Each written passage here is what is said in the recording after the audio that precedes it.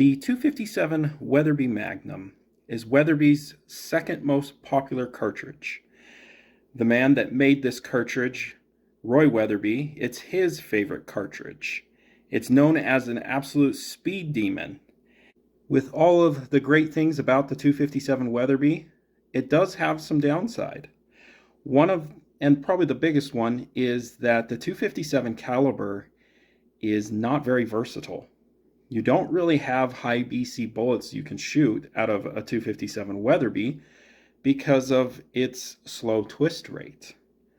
But what happens when you put a 1 in 8 twist in a 257 Weatherby and you're shooting a high BC bullet that's around 130 grains? That's what we're going to find out today, and you're going to be surprised at just how insane this cartridge can be as a long distance cartridge. The 257 Weatherby is one of the original Weatherby cartridges. It was introduced in 1944. Again, it's based off a 300 H&H case that's been shortened to fit a standard length action, say like a 270 Winchester. The 257 Weatherby, even though it's in a niche caliber, let's be honest, the 25 caliber is not that popular. It has somehow become Weatherby's second most popular cartridge. As I mentioned in the intro, the Achilles heel of the 257 caliber, not just the 257 Weatherby, is the lack of bullet selection. Here are some of the bullets that you can get in a 257 caliber.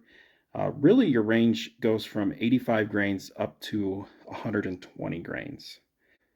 So why is the versatility so small with the bullet selection? Is because most of the rifles, not just the 257 Weatherby, are coming with twist rates around 1 in 10. And so it's not uncommon at all to be shooting a 100 grain bullet out of one of these 25 calibers.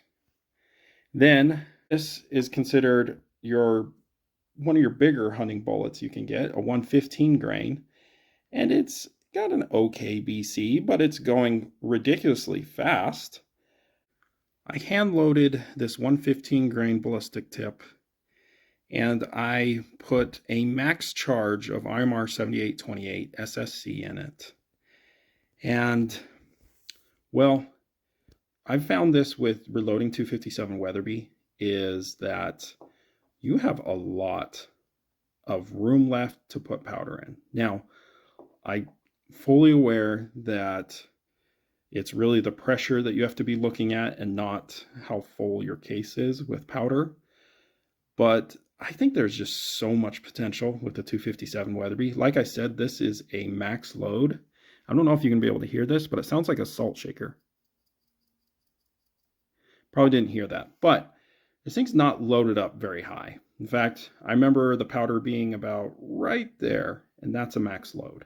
So just imagine what you can do with a 130 plus grain bullet. Not to mention another thing is how long the neck is on the 257 Weatherby. Let me show you. This is loaded out to the SAMI spec 3.209 inches. And as you can see here, this bullet hasn't even made it to the shoulder. So you don't ever have to worry about this bullet eking into your case capacity. So again, so much potential. In the last 3 or so years, there have been 2 companies that have started to make high BC bullets for 25 caliber. The first one was the Blackjack with a 130 grain ace match bullet with a very good BC G1 of 0.666. The other company, of course, is Berger. They have 2 options for you, a 133 grain Elite Hunter and a 135 grain long range hybrid target, both pretty good high BC bullets. Okay, so with the 257 Weatherby, loaded with a 131 grain ace bullet with a G1 BC of 0.666 and a muzzle velocity. Now, I found this on a long range hunting forum that people have done this with their 257 Weatherby in a 26-inch barrel, they're getting an insane velocity of 3,450 feet per second. Your energy, now again, this is target shooting, so I don't think you should be using target bullets to hunt. And so, but the energy is more than a 7mm Remington Magnum. Crazy. Okay. Let's just take this out as we go out at 400 yards. The bullet's still going 2,800 feet per second. Only 16.1 inches of drop. And with the 10-mile-per-hour wind, this is going to be measured in MOA, so not in inches. Only a 1.5 MOA adjustment at 400. Let's take this out to 800. The bullet's going 2,317 feet per second. Look at the energy, 1,500 foot-pounds. Only 100 inches of drop at 800 yards. And then your MOA adjustment for windage, 3.26. Take it out a couple hundred more. And 1,000 yards. Your bullet's still going over 2,000 feet per second. And look at the drop.